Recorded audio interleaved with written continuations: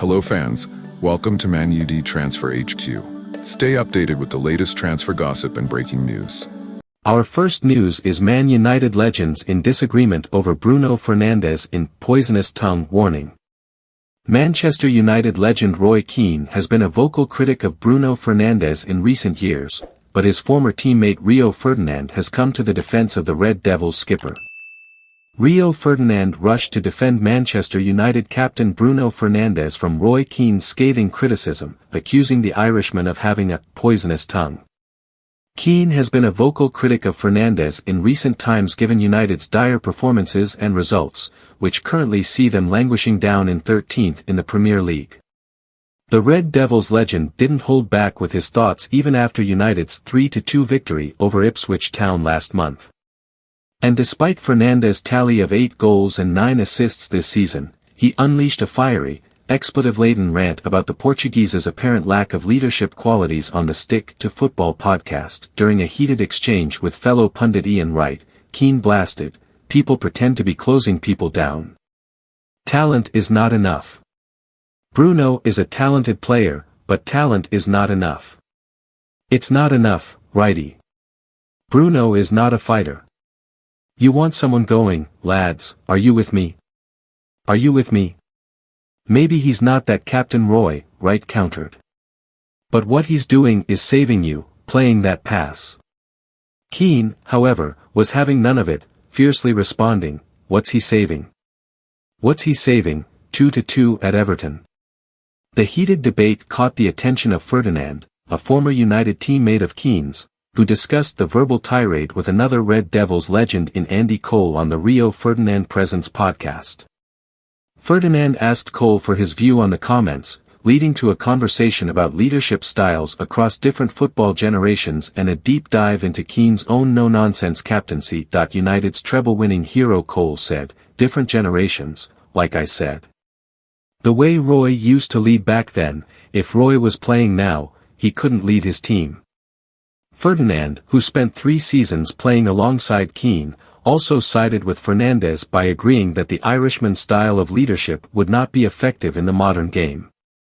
He even recounted a particularly brutal incident involving Keane during a training session 2 decades ago. Ferdinand revealed, "I think players today would just shut down with someone like Roy. I saw Roy, even with players that weren't in the first team, almost end their careers before it started with some of the things he said. His tongue was poisonous at times. You'd have to step back and laugh, by yourself, and then come out and say, 'Come on man, that's a bit out of order.'" I remember Michael Stewart, a young kid at the time, a nice guy, talented Scottish footballer, everyone was saying he'll be the next one that comes through.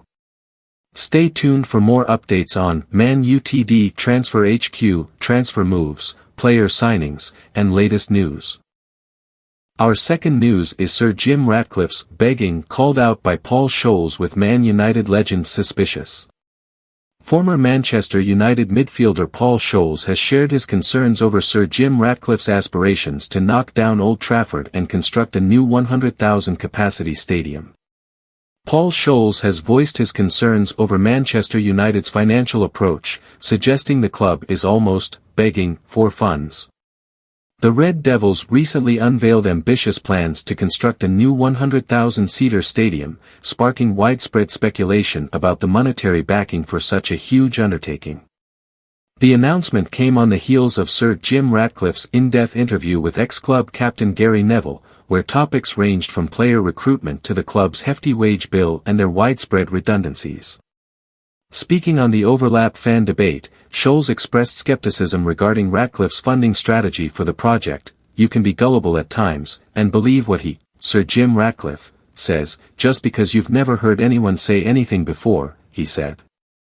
"You don't know how realistic it is, it's all up in the air, words are cheap, and we could say anything about anyone. You can say in 10 years we'll have the biggest and best stadium. For a long time, we've been called the richest club in the world, but I feel like we're begging a little, asking for the stadium and that we need £2 billion, and selling players to buy players." While the exact cost of the new stadium remains unconfirmed, the Manchester Evening News has previously cited estimates around £2 billion.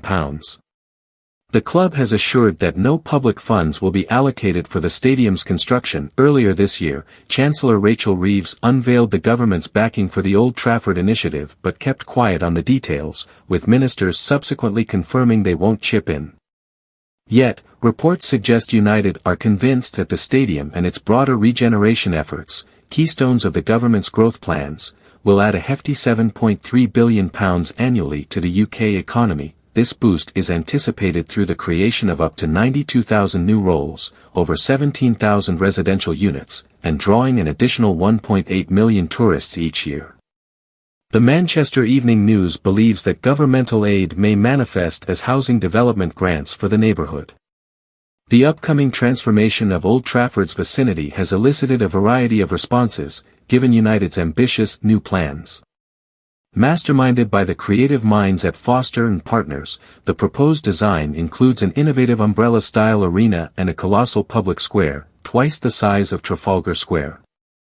Characterized by three towering masts, referred to as the Trident by the architects, the structures stand at 200 meters tall and would be visible from 25 miles away. Renderings even hint at the venue hosting concerts and other events within its sweeping public spaces. Don't miss 4.subscribe. Our last news is Bruno Fernandes told, "You're not my kind of captain," by star who spent 13 years at Man United. Bruno Fernandes has divided opinion since he was handed the Manchester United captaincy, and his leadership skills have been questioned by one former Red Devil. Danny Drinkwater has confessed he wouldn't choose Bruno Fernandes as his Manchester United captain. Despite the midfielder's impressive form of late, Fernandes continues to attract negative attention from some sections as a contentious choice for the armband. The 30-year-old was handed the United captaincy by Erik ten Hag in 2023 following Harry Maguire's decline in form. But despite some standout performances this term, the Portuguese star has faced challenges in bringing about change and has been critiqued for his leadership style. One-time Premier League champion Drinkwater spent more than 10 years at United before moving to Leicester City in 2012. And he has joined the chorus of skeptics, under the belief Fernandes' approach to the role falls short of the standards he sets as a player. He's on fire. Number-wise, he's untouchable at United. He's carried them for a couple of seasons now, he said on the Rio Ferdinand Presents podcast, via the Manchester Evening News.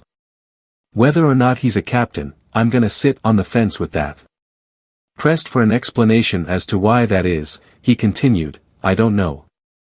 Personally, he's just not my kind of captain. I like someone leading me out who's almost chest out, not saying he doesn't do that, a bit more old school. But I think that's just me as a player and person really."